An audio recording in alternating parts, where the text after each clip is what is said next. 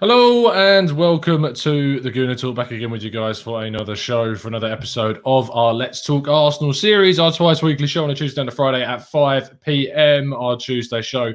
I'm joined by guests, and I'm very happy today to be joined by Potsy. How you doing, mate? Are you well? Yeah, I'm all right. Cheers, Canton. It's a little bit of a cold, bruv, if I'm honest, but I'm sure I'll live. But it's not COVID because I've tested negative, mate. But yeah, it's just the sniffles, mate, and mate, it's still just coming out of cold and flu season, isn't it? So I'm putting it down to that. But I'm good, mate, and thanks for having me on, bro. I mean, you already have quite a husky kind of voice, so if Mm. anything, it's only going to add. I mean, you'll be working in the red light district soon, fella, with that one I going. will, mate. It's going to be that or replacing Beppe DeMarco from EastEnders. It's going to be one of those, mate. Yeah.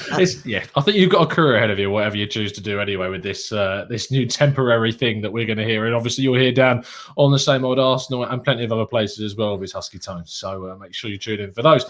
More on that later. We are obviously here to kind of discuss, I suppose, Arteta mostly. Dan, you joined me, I think it was a couple of months ago on the channel to kind of discuss, and things were obviously very different by that point. There was a lot more kind of open avenues at that point. We didn't know how the Europa League was going to go. We didn't really know how the league was going to go still. And obviously we were quite polar opposites at the time. And I think based upon kind of how things have played out since then, I've kind of shifted slightly closer, I would say, kind of towards where you're sitting and the court that you're currently in. But there are still a lot of questions that I've got to kind of gauge the feelings around the fan base and yourself. So just tell me in this moment, which is obviously days after a win against Newcastle, which was effectively meaningless, and obviously a really disappointing result against Villarreal. So what is your mindset around the club right now? I think my mindset, as it always has been, is being my fingers are pointing more towards the ownership and the board as opposed to Mikel Arteta. Because let's be honest, Tom, I never wanted disappointment. I might have been harsh about Mikel Arteta's tactics, team selections, and management ability, of course. However, the crux of it is this is Kroenke's decision and the board's decision that we're stuck with. Make no qualms about it. If we go out on Thursday night, I don't expect them to sack him. I think he's here, whatever happens. We could come 16th in the league and be out of the Europa League and every other domestic trophy. And I still feel that they want us to trust this process because it's fine for them, isn't it? They're over in their states. They don't come to games. They can't come to games anyway at the moment, but it's no different to them. They don't really seem to have reacted to this protest, if I'm honest with you, apart from saying sorry and coming on a fans forum saying they don't want to sell. So where I'm at currently is I want these owners out. I would have Kroenke out over Arteta 100%, although I want Arteta to leave because I just don't see it. I do believe that there are bigger problems than just Mikel Arteta at this club. And as much as I've been a fan of what Mikel Arteta has done with Edu off the pitch, I just can't get to grips with what he's trying to do on it. And the biggest example of that was last Thursday. What the hell was that? I don't know what the team selection was. I understand what the formation was. And unfortunately, Tom, neither did the players. The lack of substitution confused me after Ceballos got sent off, which, let's be honest, everybody could see happening in their right mind. You didn't even have to be a football fan to know that Danny Ceballos was, one, playing poorly, and two, terrible. And I think that most people were calling for his head just to come off because he was rubbish, not because they thought he was going to get sent off. I think it was both. You know what I mean? Yeah. So there were some problems there. And I think his naivety overshone what I have been trying to say since November. And people have, let's be honest, given me some abuse for it. I said on the channel the other day on a podcast that I've received loads of DMs saying, "Oh, I'm really sorry for giving you abuse. I think you might be right." Oh, really? I don't really want that. I don't even want that, bruv. I'm happy. Yeah, I'm happy. If you want to say my opinion's wrong, you're more entitled to. And half the time, I have been wrong with certain things that I've said. But my opinion does not change on this manager that I don't think he's good enough moving forward. And people have sort of said, "Look, I think you might be right now. I think I'm starting to come over to your side." It's not about sides. This is about an Arsenal Football Club. I don't want to be like, "Yes, Arteta sect. I was right. Everybody else, screw you." That's not me, man. People who know me know that I'm not like that. I would love nothing more to see Arsenal win the Europa League. I'd still like nothing more to see Mikel Arteta turn it around and be successful under this football club. I just do not see it. And I have to be realistic because my eyes do not lie to me. And what I have seen over the last coming months has not been good enough for the standard of this level of football club. And I know that people have got a lot more patience than me, perhaps, and perhaps I've been a bit spoilt growing up by winning stuff in the 90s and 2000s. But the way I see it personally is we should be winning stuff now because all of that previous in the 80s that we didn't see, and some of the 90s, which was frustrating. We could have sat there and gone, yeah, we can't be spoiled because look at where we are. We moved to the Emirates so that we could be winning stuff. So now that we're not, that's why I'm pissed.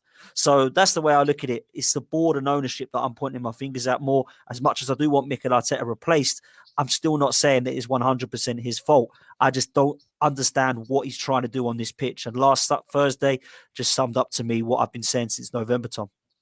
I think that obviously TGT in itself can be a bit of an echo chamber at times in kind of how I put my views across on kind of the coaching has been so far this season. And that's why I like having you on, Dan, because obviously we can have a discussion about this. As you say, people have apologised to you for throwing you abuse about the manager, etc., which, as you say, you don't necessarily want because you'd rather he turned it around than you see people sending you apologies, etc.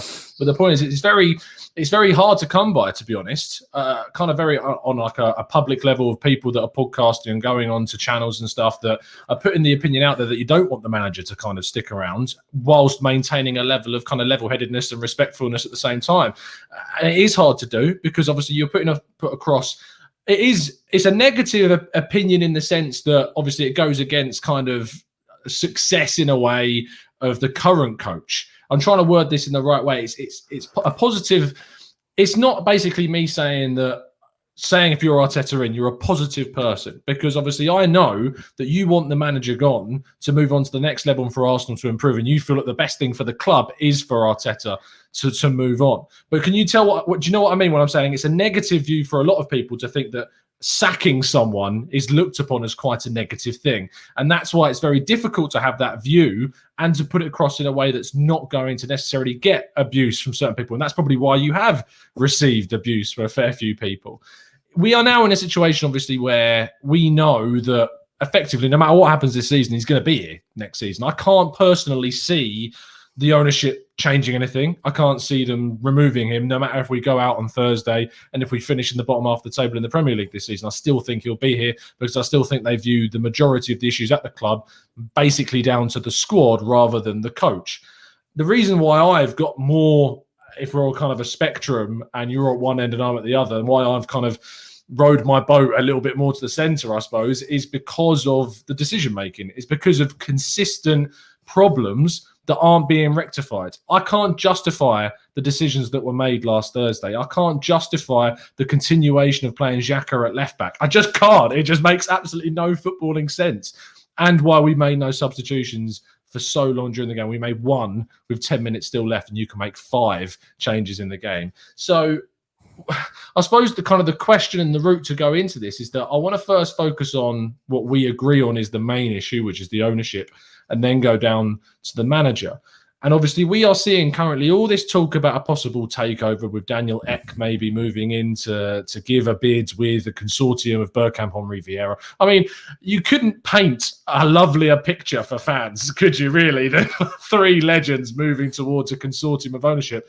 But I want to engage your feelings, I suppose, around how likely you think this is to happen. How likely do you think the Kroenkes would sell if the right money came along? Or do you think they're just going to be stubborn and stick with what they've got? I think to answer both the questions, I think the only thing that I see happening is Kroenke staying and Arteta staying. The only thing to go back on what I've said there, Tom, is perhaps the owners believe that by one way of saying we care is that if he does lose on Thursday or he does lose in the final, that they sack Arteta by saying, there we go, we're serious about winning. We need to get somebody in who can win now. That's the only thing I could potentially see. However, if I have my head on, I can't see that happening, and I think that he's going to be the manager. In terms of the ownership, how serious are they about selling the businessman, mate? So they'll sell 100%. Yeah. They can come out and say they won't sell. It's BS. They will for the right money. I wasn't serious about this Spotify dude. I wasn't serious about this Invincibles. I thought it was a bit wishful thinking and a bit of a dream until Monday Night Football last night when Thierry Henry had his chat. And I think that is probably the most excited that fans should be of the last 15 years in terms of Stan Kroenke no longer being a part of Arsenal Football Club, which, let's be honest, I would say probably 85 to 95% of Arsenal fans probably do want deep down. I think that what Thierry Henry said is that Daniel Ek is an Arsenal fan and he is serious about caring for the fans and the ambitions of Arsenal Football Club. He has got the money, he's secured funds, and he's got those 3 individuals in Vieira, Bergkamp and Henry on board to be part of the board. And I'm okay with that. I would actually prefer that personally than having them on the coaching staff. Now, a lot of people would disagree and say, "Oh, no, we want them back. They'd be brilliant for us." I'm not so sure they would. Let's look at it like this: Thierry Henry has tried it, and it hasn't worked out for him. For whatever reason, it hasn't worked out. And his coaching doesn't mean he's rubbish. It just hasn't worked out for him. Patrick Vieira hasn't worked out for him at Nice. Man City's kind of New York City, whatever it was, hasn't worked out for Bergkamp over at Ajax. He's got removed. So they want to be part of a club they love. And the good thing about them being on the board is that they care for the best interests of Arsenal Football Club moving forward, and they can connect with the fans. I believe Thierry Henry last night when he said how serious that Daniel Ek was. I believe Henry when he talked about the fans forum and the Arsenal Supporters Trust and how he wants to reach out and involve fans in the club. I believe that because why would he say that as a club legend to potentially tarnish what that legendary status is by lying to the fans? I believe they have the best interests. Will they sell? Only if the price is right. And I think you're going to have to start with a 2 point something. 1 point something ain't going to cut it, in my opinion. Yeah. I think the Kroenkes buying it for $1 billion, was it, or just under? They're going to want to at least double or treble their money. So I think if they were serious about selling, which I'm sure they will be, if the price is right, it does need to be a price that's respectful. I think the Kroenkes probably looking at the European Super League wanted it to be 10, 30, 40 times that to be selling it for it. But now that doesn't seem to be coming in, albeit I think there will be something that comes into the Champions League format. But I think that's a different story. I don't think the Kroenkes will sell. Yeah, exactly. I don't think the Kroenkes will sell unless it is near to 2 billion plus, if I'm honest. But so I can see it happening if they've got that, though. And I'm be excited with that because I think what we need to be careful of, though, Tom, is we need to be aware as a fan base that this isn't going to be a Roman Abramovich or a Sheikh Mansour situation. This is going to be someone who's going to take over that cares for Arsenal Football Club, which I'll take. He's not going to invest 250 million into the transfer market, though. I think we need to be aware of that. Will still be a self-sustaining model, in my opinion, because I'm not sure how much this investment this guy's got available. I agree with you. I don't think it comes down that route. And as I agree with you also in saying that that's absolutely fine. That's the thing that I want different at Arsenal. Yes, to compete with Manchester City, to be a title winner at the club regularly, you need to invest in that same regular standing every single season. But we know that Arsenal have the capabilities and the stadium and the income and the money available so that they can be a consistent top four challenger and challenge in the well, I say challenge in the Champions League consistently, but I mean, you see teams like Ajax get into the semi-finals. We're seeing teams get to higher, Porto get into the quarterfinals. Arsenal can be in the teams, if they get into the Champions League, that can have a run at that competition and can get fortunate at that competition and maybe reach a final. If Spurs can get there, Arsenal could certainly get there. And I think that that's what kind of Arsenal fans sometimes have a bit of a skewed mindset about what their expectations are for the club in this day and age of football. Back 20 years ago, yeah, Arsenal were in a situation where they could compete for the title regularly every single season because the transfer fees enabled them to. They were able to bring in the players that could let them compete. 20 years later, under a self-sustaining model, it's very difficult to do that. Liverpool have gradually built up that self-sustaining model through really good selling of players like Coutinho and Suarez and even smaller players like Iben, Solanke and Brewster, and getting in good money and then reinvesting that really smartly into players that are going to transform their side. Arsenal have not done that. And it's interesting, we talked about this yesterday where people said, well, Leicester started off at square one when they sacked Claude Puel and look what Brendan Rodgers has done. And I said, I don't agree that they started at square one because they've recruited really well throughout that period. And Brendan Rodgers came in and inherited a really good squad that he's then continually added good players to. Arsenal are in a situation, and that's why I had the sympathy for Arteta, is because he came into a team that was wrecked by Emery, in my opinion, awful kind of squad there, and has tried to add a couple of players, but it's not going to take a couple of players. The issue we've now got with Arteta for me is that he is making too many managerial errors on a consistent basis that I can't justify, and I can't support that. The only thing that I was justifying was basically the fact that I think we need more time and that I've seen good things with the recruitment side of things under this guy. But I have to also factor in that Edu is still going to be here, and he was very much also involved in that good recruitment under his tenure. So there's a lot to think about and a lot to kind of take in. For the rest of the season, though, is where we need to kind of focus on and where things will change with Arteta. Do you expect to see changes on Thursday? Do you expect to see Granit Xhaka moved out of that left-back spot? And do you expect to see a more reactive style manager during the game compared to what we've seen previously? No. I thought you might say that. My problem is, Tom, like, listen, we're not going to see a false nine and a stupid formation. We're not going to. Well, I don't know with this manager, but I don't think we will. we're going to see Aubameyang up front. We're not going to see Smith Rowe and a false nine. That's for sure, right? I can tell you what I think the team's going to be. It ain't going to be what fans want. I can tell you that. We'll see Leno in goal. I think we'll probably see Callum Chambers at right back, and at left back, I think we'll probably see Xhaka, unfortunately. I think Rob Holding and Pablo Mari will be the centre-back pairing. I think we'll see Mohamed El Neni next to Thomas Partey because Ceballos is obviously out. I can see Martin Ødegaard starting at number 10, and I think Saka will be on the right. Aubameyang will be up top, and I think it's a choice of either Pepe or Smith Rowe on the left-hand side. I don't think it's going to be Martinelli, mate. And I think that's shocking because he was so positive against Newcastle. He has been whenever I've seen him play. And people have said that he's trying to mould him into this side and he's trying not to get him injured and he's coming back from injury. I think it's BS. I don't think the guy rates him as much as what he does with some of the others. And then you see his stupid comment the other day saying that he doesn't work well with a left back that goes forward. I mean, I saw him play with Saka and I thought they were two of the best left side that we've had since Perez and Cole when I saw them on the in the thing. So what the hell is he talking about? It's absolute rubbish. I'm obviously exaggerating, by the way. But when I look at the situation of Kieran Tierney and Martinelli, that excites me down the left-hand side. So if that doesn't excite this manager, we're definitely on the wrong wavelength, me and Arteta, because I don't want to see Granit Xhaka in the left-back position because he got exposed and roasted by, you're going to say his name, not me, the right winger. Saint Maximin, is that what you're talking about? No. Chukwueze, yeah. Chukwueze, yeah. So he got exposed and done over by him on toast, and I knew that was going to happen. 4 minutes in with 1-0 down, and it's like, slapping your head to get your hand against your head, thinking, how could you not see that coming? And we will see that again, unfortunately, on Thursday night. I don't see Cedric playing there. I don't see people going free at the back with Saka. I don't see Saka playing there at a 4. So I think that, we're going to see Granit Xhaka at left back, and that worries me, mate, because I look at it and I think, how many times are we going to see this manager mismanage some of these players? And I use Martinelli as an example. Some of the players that I don't think are good enough have been mismanaged. Eddie Nketiah, I think it's ridiculous what he's been doing with him. I think that is totally mismanaging players. Don't think he's good enough, and I think he needs to be gone in the summer. However, you play him, and then you think against Everton, and then you go, I'm going to play Smith Rowe instead of you. What the hell? And then you look at somebody like Reece Nelson, who started to come back into the mix in the Europa League and started to play well. I haven't seen him since. Maitland-Niles, right back, man of the match performance against Everton, goes left back after 4 weeks against Crystal Palace, and as a stinker, see you later, go on loan. Saliba, mismanaged. I do think he mismanaged Pepe for a while. Now he's starting to play him, but not in a position that he believes that he can continue him in. Martinelli, I've mentioned. Maybe Ceballos at times. And let me listen, some of these players aren't good enough. They need to go. But you need to manage them correctly. And I think he's destroying some of the confidence of some of these players.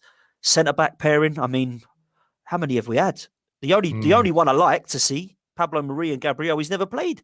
So I'd like to see that, moving forward. And Willian, again, another player, he's mismanaged. So there's not many left, Tom, if I'm honest, that he has got the best out of or managed well. A lot of people say Granit Xhaka, a lot of people say Rob Holding, a lot of people say Saka and Smith Rowe. I think the Saka and Smith Rowe, let's not forget that he was kind of forced into that solution on Boxing Day because of injuries and suspensions, and all of a sudden it clicked and worked for one game, and then it was like, what an unbelievable management achievement. Well, he would have still played Willian and Lacazette, Willian and Aubameyang if they didn't have COVID at the time and weren't injured. So, let's not get too excited about that. So I still have question marks. Thursday is probably the biggest game, well, certainly of Arteta's Arsenal tenure, but it's probably the biggest game since Baku, Tom, I reckon, on Thursday for Arsenal Football Club. So he's got to get it right, mate. He's got to. I think that what people are saying in the chat box, and I've seen that, I don't see all the pictures on Arsenal's Twitter feed, that Tierney was in training today. Oh, if Tierney doesn't play, I will be frustrated that they've gone out and kind of raised the expectations, I suppose, of the fan base. And if you think about the fact that you're in charge of the Twitter account that's got what, I can't even think what it is. It's millions of followers at this point. It might be over Twitter, something ridiculous. And you put a picture up of both Lacazette and Tierney in full training. If they aren't in the squad or in the team on Thursday, that for me is such a kick in the teeth for the fan base seeing that. We talk about maybe it's mind games, trying to really kind of, obviously Villarreal will see those pictures and Unai Emery will see those, and we know how Unai Emery likes to overthink things. But it's just a little bit ridiculous in my mind to post those pictures and for them not to be in there. I know that Arteta is going to be asked about those two in the press conference that I imagine taking place tomorrow or later today. So it's going to be frustrating if that's not the case, or if he comes out of a negative answer for those two. But we obviously desperately would want Tierney to come back and play, because that means Xhaka can obviously go into the middle. If I said to you that like we can play Tierney in this game, but it's a risk, and it's a big risk to his fitness, and he could say last 30, 40 minutes and be out for even longer and miss maybe the start of next season, would you risk Tierney's fitness for the opportunity that he could make the game and play the whole game and absolutely smash it, and it'd be the difference between us going out and going through having someone of that quality and then being able to put Xhaka in the middle? If Kieran Tierney's in contention, he starts, because he's so important to the way that we play or try to play. I've still not seen a style of play. Still not seen a understanding of where we're trying to go. But I know a great player when I see one. He's my favourite player by far, Kieran Tierney, and no one else comes close, in my opinion. And that's not just because of his quality, it's because of his attitude. And I think that goes a long way. I've seen Kieran Tierney play some unbelievably good games, but when Tierney has an okay game, it's still better than most of the players on the pitch. So Kieran Tierney plays if he's fit and in contention, or whatever that means. Now, it might be that he misses the remainder of the Premier League season. I don't care. Yeah, I really don't care. If he has 2 weeks out of a hamstring injury and he comes back for the final, whatever it be, brilliant. But we need to get there first. Play your best team, and Kieran Tierney is your best left back. So he has to play. If he's in training, which I didn't know about, Tom, to be honest, I've been busy today. But that's great news, man. That is great news, because I heard the latest, I think it was yesterday, that he's probably not going to make it. Kieran Tierney plays, mate. What I would do, I wouldn't play Granit Xhaka there. No chance would I be playing Granit Xhaka there, because he needs to be in midfield with Thomas Partey, because as much as I hate the guy and want him gone, he is the best we've got next to Thomas Partey, unfortunately, right? So we need him in the midfield. Left back positions for me would be either Saka or Cedric. But I feel like if Tierney's fit, it's not even a debate. He goes straight in. Yeah. So the images on the screen of both Tierney and Lacazette in training, with obviously the caption saying "Afternoon, boys." Like, it's the most baity thing you've seen. Like, if need it is. Do you agree what I'm saying though? By saying like "Afternoon, lads," like to say that and for them then not to start the game, it just strikes me as a real kick in the teeth for the fan base. Dangling the carrot, mate, isn't it? You know what I mean? Yeah. And I can see both of them playing part in the game. Now you've just showed me that. I think Tierney will start, and Lacazette, it depends on what happens with Aubameyang. I think he'll play a part of it. And sometimes in these games, Tom, it's not who you start with that win you the game; it's how you end it. And that to me is a massively important point, because I think that, you know, if Lacazette and Pepe and Aubameyang and Martinelli, they might not all start. Well, of course, they're not all going to start, but I think they will play a part of the game. And sometimes it's how you finish as to how you win. And let's be honest, mate, this ain't a great side, Villarreal. They should be in the final, mate. They should be in the final. They should be 4-0 up. If it wasn't for Leno and Unai Emery did an Unai Emery in the first leg, didn't he? Oh, because I said the reason why we're in the tie is because of him, not Arteta. Like, mate, absolutely it is. Francis Coquelin coming on and the striker coming off. Say his name, Alcacer. Paco Alcacer coming off. I thought to myself, is he serious? He's doing exactly what he did with us, and he's given us a chance to come back into the game. So that's the only positive for this fixture tomorrow, Thursday, is because we have a chance still. I do find it's obviously it was a bit of a rhetoric or an agenda where you saw there was individuals out there like proper pushing the Emery look at Emery beating Arteta, completely failed to miss the point that we were actually in the tie because of his incompetence, his managerial ridiculousness, and that's the reason why we sacked him, why we got rid of him in the first place, because he's not a coach to take us to that next level, and showed that. He might make the final because of how bad we are, but certainly we're still in this time. We could get through because of his ineptitude from the last game. Before we go on to the next half of the video, I want to kind of talk about kind of alternatives to the coach and alternatives to like what you think if we are going to get rid of Arteta, then where can we go? What is the alternatives? What do we go for next in terms of a coaching aesthetic? before we do that, though, the show is always, of course, supported by Football Prizes. And this week's 48-hour competition, you can win a signed Freddie Ljungberg Arsenal photo montage there. It's only 48 hours. There's only, I think, just over 2 days left on this, which is longer than 48 hours. They've completely ruined that one. Can't even count up to 48 hours with this one.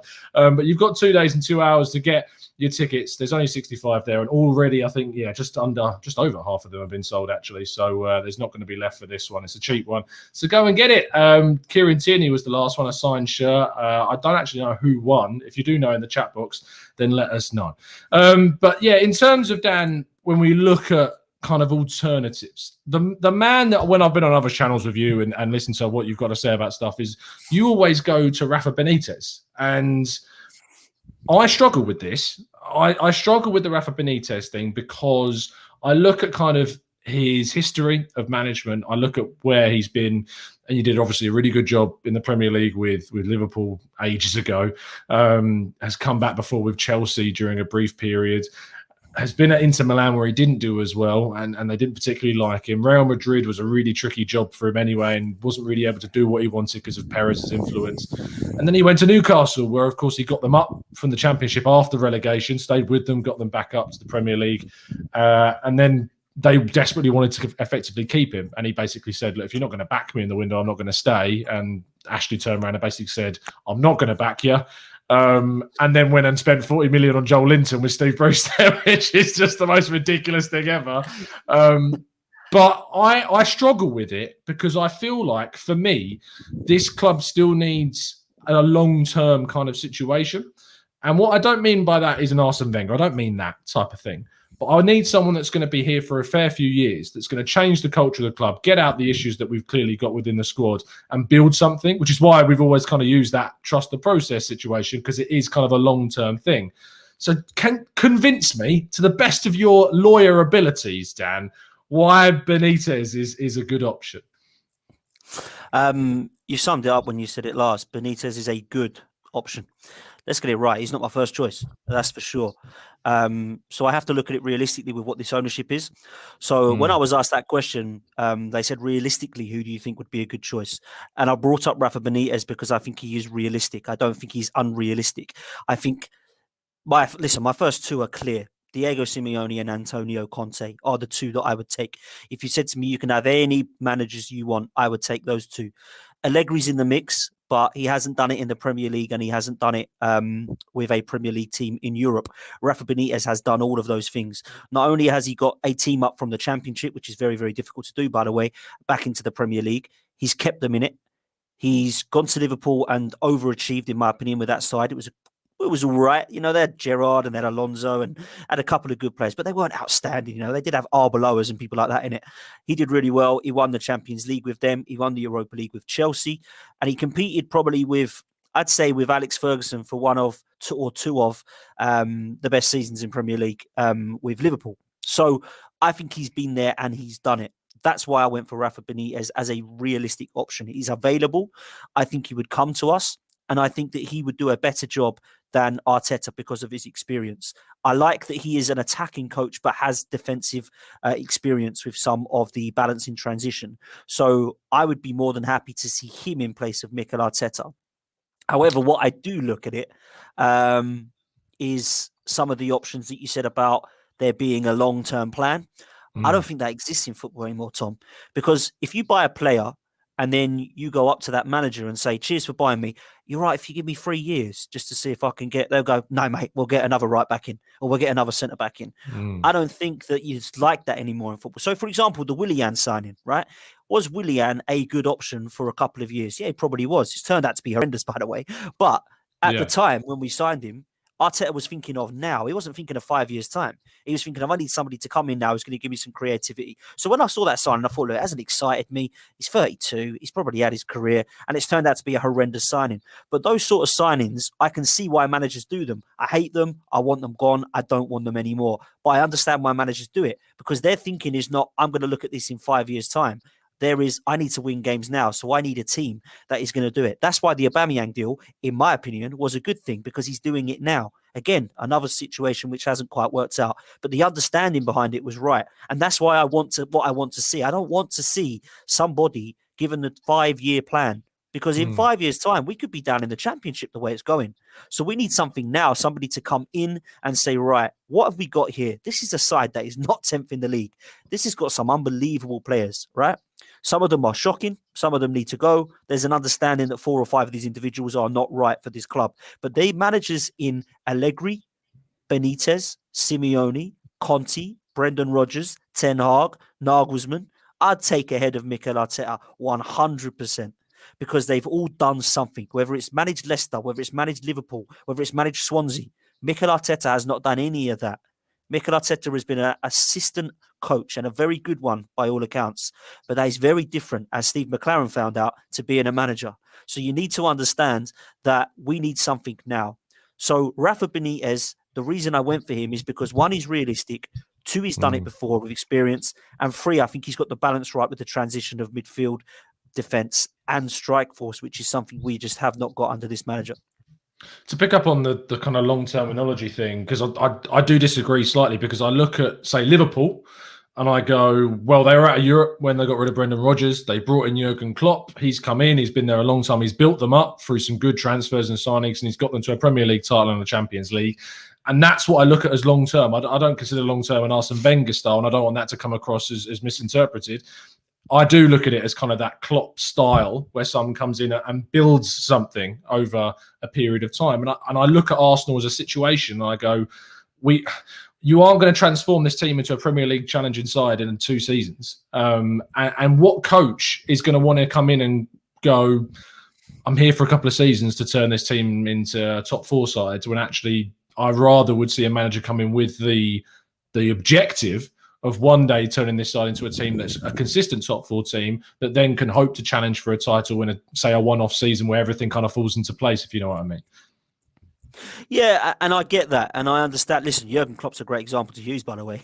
But that's a manager that the board have backed, and the owners are backed. I don't see that with this club. I don't see the Cronkies are going to say, "Here you go, here's unlimited funds, get yourself sorted." I don't think they have, though. I don't think Liverpool have backed Klopp. Well, they needed a goalkeeper and a centre half, and they went and spent 140 million on 2. But they made that money, didn't they, through Coutinho and Suarez being sold? They did. They made that money, but I feel that Klopp has been backed in the right areas, and the recruitment's been perfect. I think that's the key. Like Leicester, when you said about their recruitment, I agree. By the way, I think that Claude Puel needed to go. However, I don't think the squad was shockingly bad. They have replaced very, very well Leicester, because if you look at the title-winning side from 5-6 years ago now, whenever the hell it is, there's only Jamie Vardy really that stayed. Everybody else has been replaced. Kante's been replaced with Ndidi. James Maddison's replaced Drinkwater. Schmeichel's still there. Obviously, Harvey Barnes has come in to replace Riyad Mahrez. You've got great fullbacks that have been replaced. I think Liverpool have done that very well, and they've spent wisely, because they've gone and looked at players from Stoke, Arsenal, Southampton, Roma, Leipzig, Hoffenheim, and they've gone and bought those sort of types of players. So I think the whole package has been better at Liverpool and Leicester. I don't think we've even got half a package at Arsenal, unfortunately. So that's why I think we need an experienced man who knows what they're doing with this group of players that, let's be honest, in some areas are really quite weak. So I think trying to compare us to Liverpool is going to be hard, because I don't think we have the backroom staff that Liverpool and Leicester have. Yeah. No, I think I think you're spot on in that sense, in the sense that the recruitment and what's changed and what they brought in at Leicester and Liverpool is as close to perfect of a recruitment setup as you can really get, and Arsenal don't have that. So yeah, it's a solid point. I do see hope in the kind of the last 18 months of transfer windows. Like, you look at the last summer of Emery, Martinelli coming in, Tierney coming in, good signings. You look at this summer, Gabriel and Partey coming in. You look at this January, Ødegaard coming in as a 6-month option when we didn't have anything to kind of spend, and Matt Ryan as good cover as well. Those fill me with confidence that we're going in kind of the right direction, that maybe we could. Obviously, the base for us, the foundations of this squad that is there already with those players in, is still really, really low, and our floor is exceptionally low. We use the analogy of a floor and a ceiling of the club, and when we're playing really well, our ceiling is exceptionally high, but when we are bad, it is relegation form bad of how we can be. It does get to that level, and I'm not exaggerating. it is going to be a gradual process of changing things. And we were talking before we came on air about kind of what we expect from the summer and what we expect from the ownership and from whoever's in charge of the club at this point, whoever's the manager is, whoever the director is, whatever, is that, in my mind, we need minimum 4 to 5 starters, upgrading upon what we've already got, and 2 backups really in the goalkeeper and left back position. Yeah, we do. Do you think that's a realistic? You talked about Rafa Benitez as a realistic option. Am I thinking in realistic terms that Arsenal can go out and get those types of players, 4 starters and 2 backups? I think that normally you would say we can't all do it in one window, and I said that before. And the reason I was proven wrong is because in 2017 we actually did get rid of about 14 players in one window, and we bought in. I think it was 6 or 7 players that we thought it was I think it was the season of like when we bought in Callum Chambers and all those kind of players. We got rid of so many, that just were dead wood, Tom. You know what I mean? A bit like now, we need another clear out like that in the summer. I wrote some down earlier actually. What did I write down? Bellerin, Kolasinac, David Luiz obviously coming to an end of contract. Joe Willock, Maitland-Niles, and Nelson, as well as Eddie Nketiah, all to be sold. Just young English that could probably get some money for. Torreira and Guendouzi look out of favour, to be honest, with Arteta and Lacazette. So there's about 10 players there that all need to kind of be looked at, potentially moving on, that realistically we could. Now, I think there's some others. People will mention Xhaka, people will mention El Neni. I think realistically, with our midfield and Ceballos going back to Real Madrid, I think that we're going to need to keep them 2, unfortunately, because we just don't have the players. So that'll probably cost, I don't know, roughly, without counting it all up, 100 million to get rid of all those players. We'll probably recoup from those kind of 10 players. So we're averaging out about 10 million a player throughout the whole of those. And with the pandemic, I think that's probably realistic. So when I look at the situation, I think that it's realistic to have a clear out. I think we need to be very realistic about who we're getting in. We're not going to be going and getting Jack Grealish's in. We're not going to be going and getting Haaland's in. We just are not going to be doing that at the moment. All right, we need to be realistic. However, what we could do, and me and you had a chat on Highbury Squad the other day about it, is look at, we both agreed at players like Bissouma, who could come in and be an upgrade on Granit Xhaka. We could look at players like Emi Buendia from Norwich, who would be an upgrade on nobody, because if Ødegaard goes back, we haven't got anybody. You know what I mean? Edouard from Celtic is rumoured to be 15 million to 20 million pound signing. Very, very good upgrade on Lacazette, in my opinion. I'm a huge fan of Lacazette when he's on fire, but he only is on fire in like 1 every 5 games, and that's not good enough for me. Now, I'm not saying Edouard's going to be and Bissouma. They could all be bad signings. You've got to take a bit of a risk when you bring players in. Right back's definitely an issue. Centre midfield's an issue. Creative midfield's an issue. Centre forward's an issue. Those four options, I think, would be realistic. A backup left back, by the way, is going to be cheap, as is Matt Ryan if we get him. So I don't look at those two and think, I don't think we're going to get all them done. So I think we could be optimistic to expect maybe 4 or 5 positions, Tom, if I'm honest with you, this transfer window. But maybe I am being wishful thinking, so to speak. Well, I mean, you thought Bissouma might cost 20 million, so wishful thinking and Dan go hand in hand.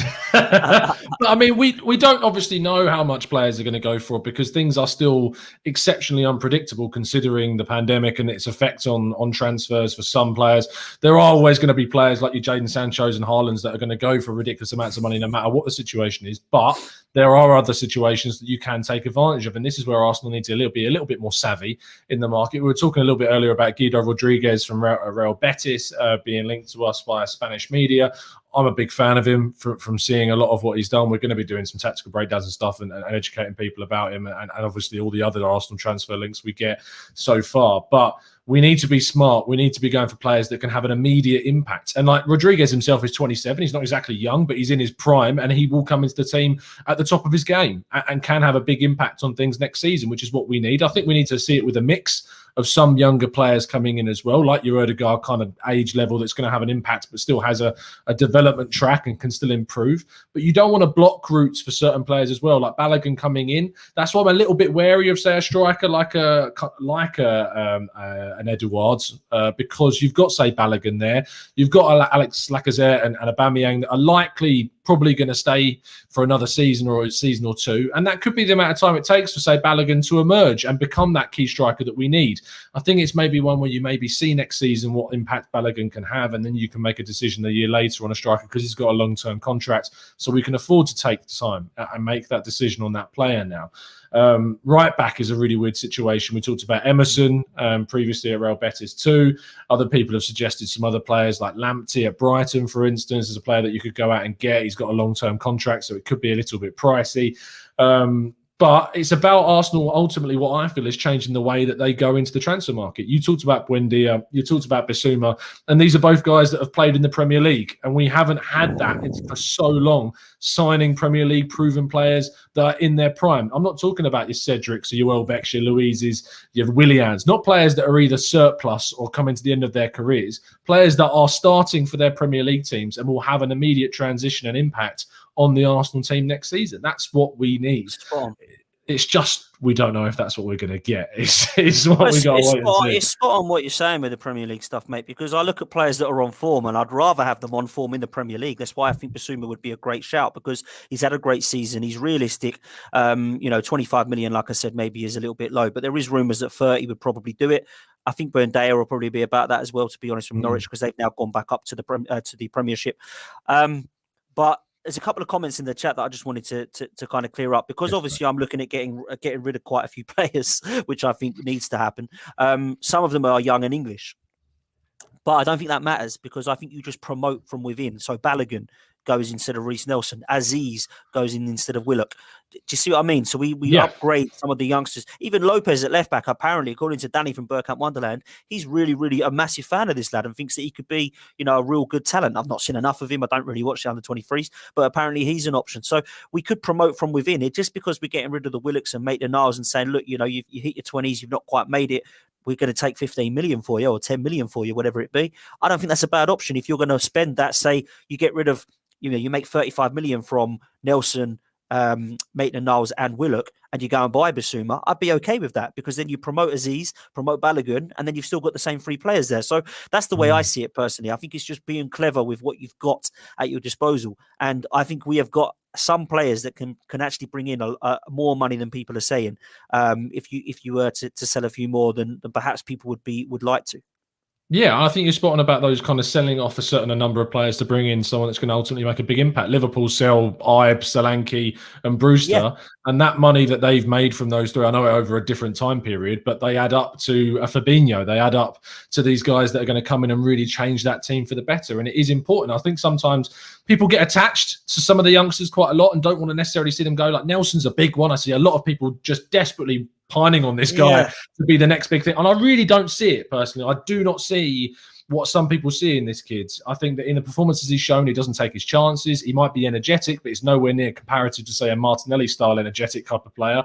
And he just doesn't really give me kind of the fizz that, say, a Saka did or a Martinelli does. And what I hope Balogun will. Go back further, like Walcott and Oxlade-Chamberlain, when they come in, they were young, and you thought, yeah, I can see it. It hasn't worked out for either of them, actually. I think they should have done a lot better with their careers. I don't even get that with Nelson, and he's like older than they were now. I just don't see it. I'm with you, mate. Yeah, obviously it's a tricky one seeing the kind of your Hale End Academy graduates go, but I think it's important that it's part of the process, which without using that terminology again, it is part of that, because you see some players stay, your Smith Rowe, your Sakas, stay at the club, and you see others that are sold and moved on. And yes, you might get a situation like a Serge Gnabry once in a while, or an Ismail Benassa, but I said this on the other show. No one knew Ismail Benassa when he left Arsenal. I didn't see any furore about this kid leaving Arsenal whatsoever. And now he's doing very well at AC Milan. I had done well at Empoli as well. I'm not up for this bringing players back all the time, by the way. Like Benassa. Oh, so you don't want Szczesny back then? Szczesny, I heard that today. Oh, please. I'm kind of okay with it. He does actually go down as a homegrown player. Szczesny, mate. Because I think that with Szczesny, is you've got a player that's 31. He's been playing at Juventus at the top of kind of European football for quite a long time. He ousted Gianluigi Buffon. I know he's a very different age of a player. He counts as homegrown for us as well, as another kind of thing that comes in. And he is a good goalkeeper beyond everything else. And I do rate him as number one, or as number two, you're talking? I think he comes in next season. He's better than Leno, in my view. So he's a better goalkeeper than Leno. And I think he's shown that at Juventus. So I mean, look into it. Have a look at his performances for Juve, and then maybe it'll convince you otherwise to what he's done since. Well, I see Glenn Kamara today as well, by the way. Another one we should be getting back. I'm Yeah. like, what is it with all these players coming back to Arsenal? We need to be moving forward, not back 10 years. Jesus. To be fair, though, Dan, there sometimes it does work. Like sometimes players do go back and do really, really well. It happens at a lot of big clubs. You see players go back and really change things from what they did previously. So it could work with Arsenal. It might not. But it's always sometimes it's worth taking a risk as long as you've got some assurances like a Basuma, which we'd really be liking in the summer, of course. I'd like to thank you for your time, mate, this evening. Really appreciate you jumping on for a chat. It's always a pleasure. Mate, thank you for having me on. Always like coming on here, mate, and chatting to you. It's quite nice. A little bit like Harry, really. We never always agree, but always respectful and appreciate we're both gooners and want the best for the club. But I appreciate you having me on, mate. No problem at all. You can find Dan on at Dan Potts. I don't want to say at Dan Potts. It's at Dan Arsenal 87 on Twitter. You can find him, of course, at Same Old Arsenal, which is going to be featuring on very soon this evening. So make sure you go watch him over there as well. And of course, on all the other platforms. Are you still doing the Guns N' Yellow Roses stuff as well? Yeah. So I do sometimes, not often now. More of a kind of guest appearance on there now. They've got a kind of set panel over there now, and because I've done Same Old Arsenal and I've been doing that Mondays and Fridays, I didn't really have the time to do it regularly with them as well. So Guns and Yellow Ribbons is a really good podcast. Go and follow them. Fergus Keating and Trev Hill are a great laugh over there. Same Old Arsenal Mondays and Fridays at 7 or 8 o'clock, depending on what time Lee Judges finishes his football normally. Have to work around Judges. So yeah, please come and follow myself on Twitter and and also get involved with Same Old Arsenal. But thank you, Tom. There you go. No problem at all. You can obviously find us at the Good and Talk TV and myself at Tom Cantor Media. We'll be back tomorrow morning at 8 a.m. because I don't know if you've seen this, but I'm committing now to an 8 a.m. show every single day, covering Arsenal's transfer news. So it gets me out of bed. It's going to get me going for a run afterwards, going to the gym if I can. I'm going to try my best to change my life through the process of Arsenal, which is, is already a failure before it begins. But we'll see how it goes. It's been a pleasure to speak to all of you guys. And Dan, of course, we'll see you again tomorrow morning at 8 a.m. See you very, very soon. And as always, up the Arsenal.